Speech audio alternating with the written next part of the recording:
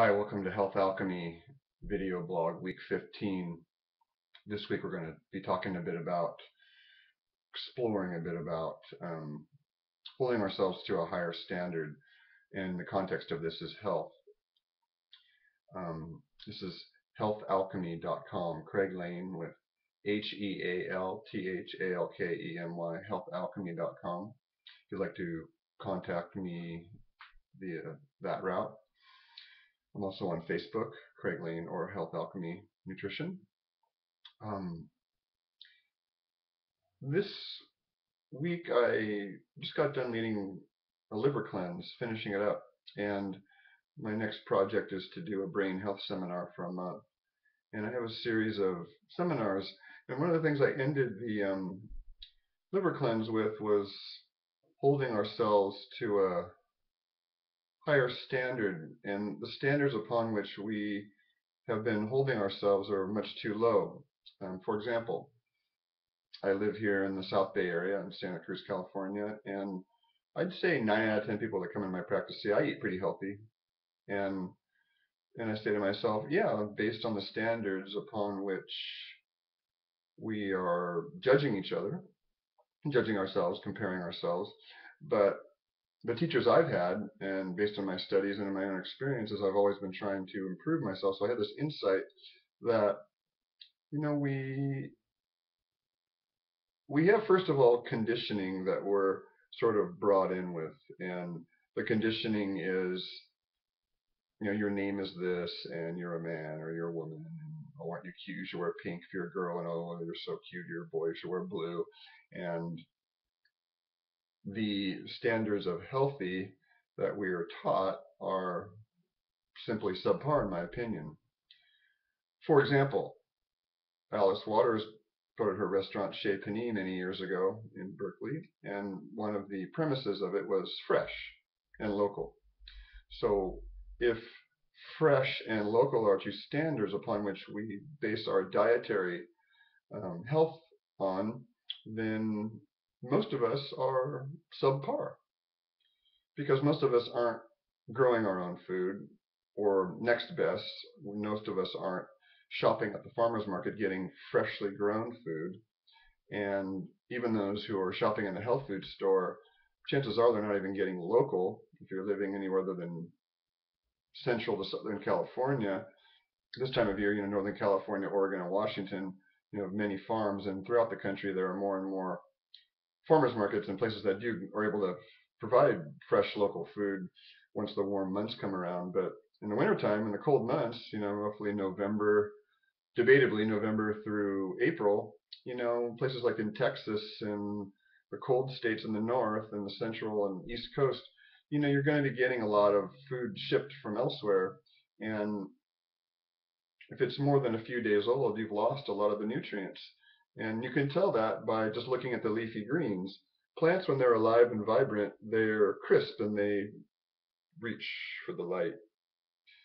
And so that's life force. How can we measure that?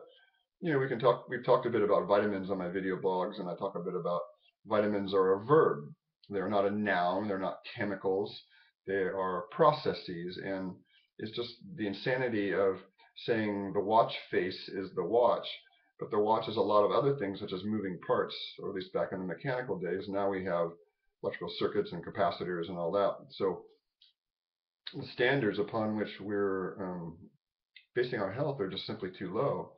How do I know that? Because we have a lot of degenerative disease, because we have a lot of people on medication. And I hear it from some of the elderly folks, people ages 50 to 60, that the doctors are simply astounded when someone comes in to see them and they're not on medication. To me, that's simply too low of a standard of health. We need trace minerals in our diet.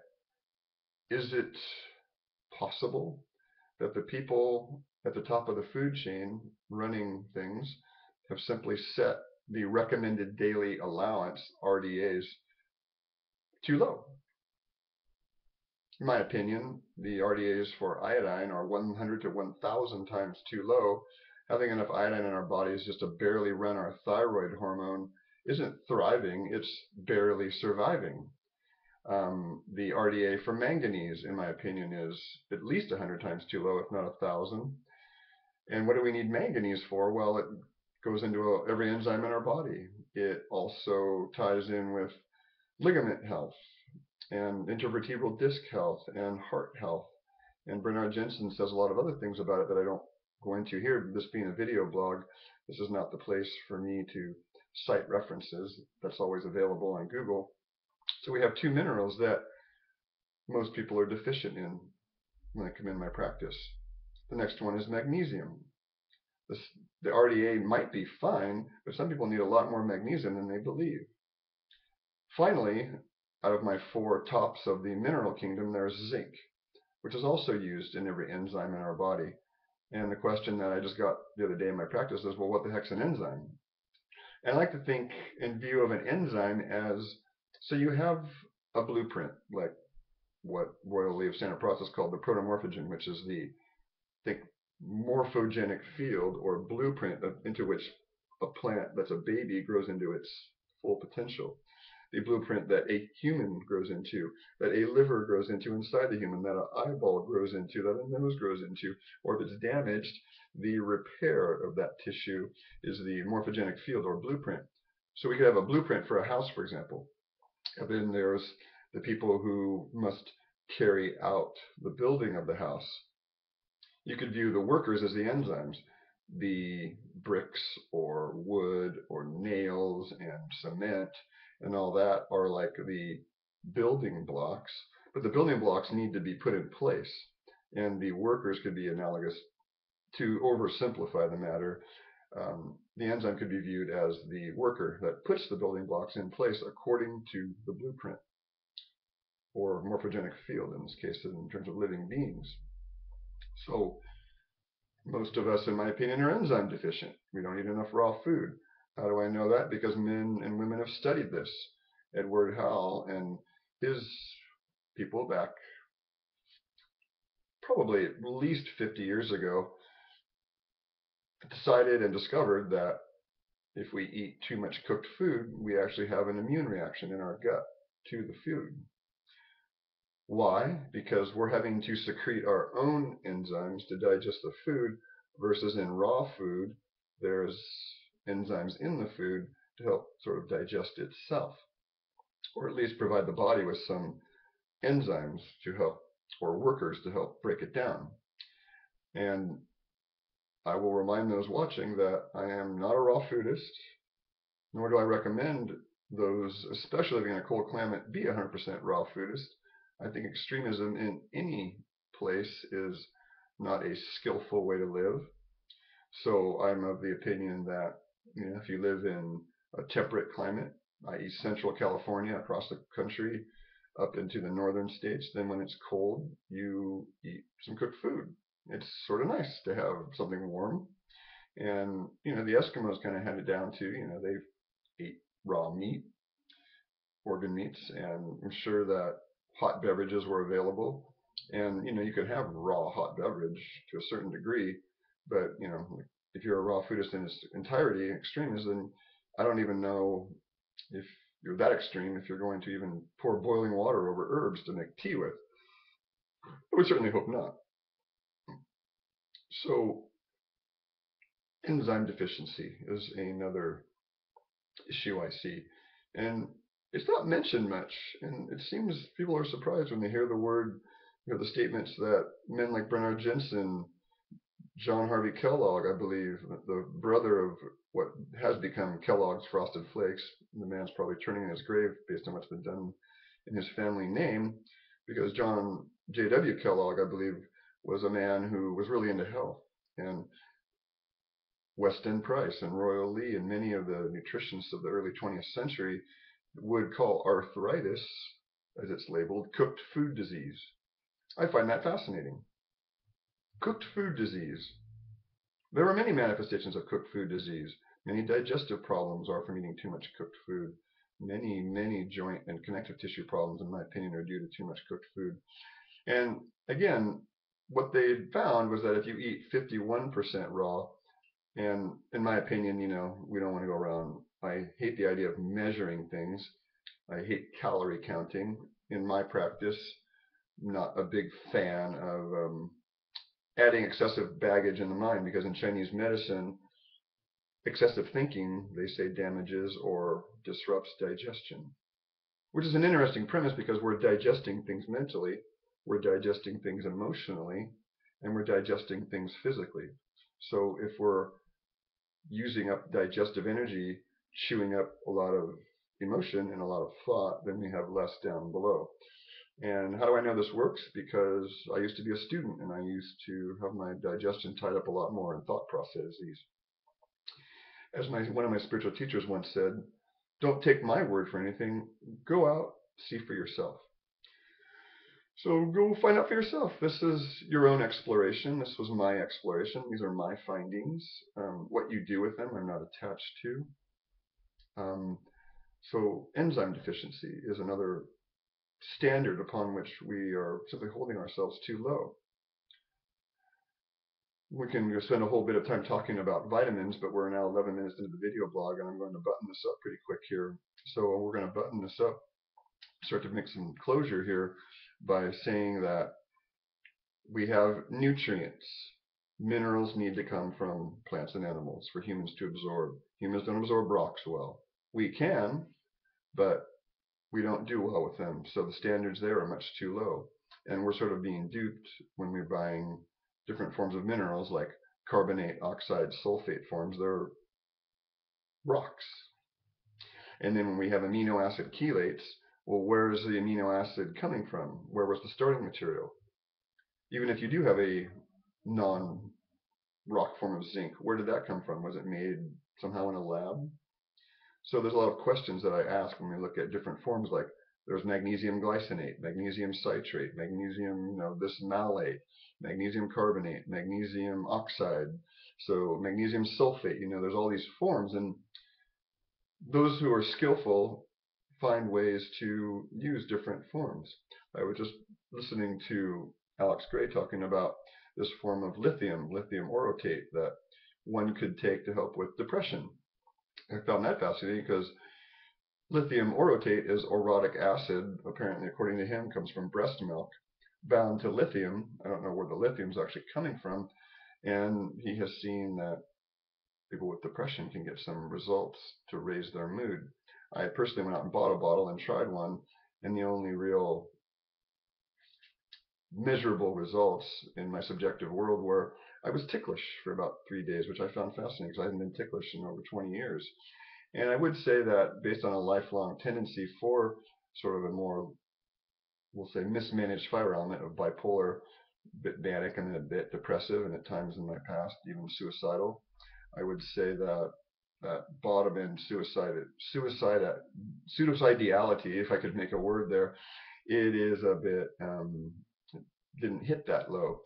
It's been about a month since I took it. I'm a cautious fellow when it comes to experimentation with my body, viewing it as a test tube. So the standards upon which we're basing our health are simply too low. I think we need to look to people and tribal cultures and native cultures and people who are sort of looking at health from thriving. How much iodine do I need to thrive? How much magnesium do I need to thrive? How much fresh food do I need to thrive? So the standards to make this practical, I would say, make sure your food is eaten the same day, ideally. We're not going to meet those ideals in today's world unless you're growing your own food, but strive for that. So same day, which is possible. Shop at the farmer's market when you can. Talk to your grocer in your health food store. If you're not shopping in a health food store, you're not. Again, organic is the standard upon which I base myself, because many foods that are not organic are now genetically modified here in the United States. If you're off elsewhere in the world, like in Europe, then you're not going to have that much of that problem. Make sure your food's local. I mean, if you're trying to get food picked or harvested, like eggs or say, animal flesh may be a bit different. There are ways to cure that, salt. But if your food's shipped across from Oklahoma to California or vice versa, then your 1-day rule is sort of shot there. So fresh and local kind of go together. Then we look at organic, and If you can't get it completely fresh, then maybe frozen might be all right, right? Get something frozen. Um, Eat more raw. I'm not saying to eat 100% raw, but in the wintertime when you want a cold soup, have a garnish that chopped parsley, maybe some carrots and celery with that are raw, along with your hot soup. I do something in the winter called soupy sprouts. I go buy my pound of sprouts from the local farmers market, and then I pour hot soup over them, and so that way I get a little bit of raw along with my cooked food. We could have a bit more fermented foods to help us digest the cooked food. Sauerkraut, kimchi, beet kvass. There are definitely ways around that. So adding some fermented foods in would be helpful. If we're going to supplement, make sure our supplements are from food for long-term use. I'm not against synthetic isolates that are drug-like in the vitamin world, i.e. thiamine from food is ideal, but if we need to have a drug-like use of it, and that's fine, or niacin, or ascorbic acid, or tocopherol, but we need to make sure that at some point we add in, or at least use a food base with it. That's one of the reasons why I've chosen Standard Process to be my main supplement company in my practice. There are others, but I find that their standards of sourcing and the longevity of the company, plus the founder, Royal Lee, was constantly poking his finger at the FDA and the powers that be. And I find that that's really something we need, in my judgment, more of. Is a true patriot is someone who is questioning what's going on at the top and protecting the people, not the corporations, and not the money grubbers, and not the people that are here to control and enslave us. So Royal Lee was constantly doing that, and he paid the price on varying levels by harassment and trying to be discredited, or people tried to discredit him and bash him. But ultimately, in his heart, he was just trying to help the average person be protected from greed and corruption, as am I.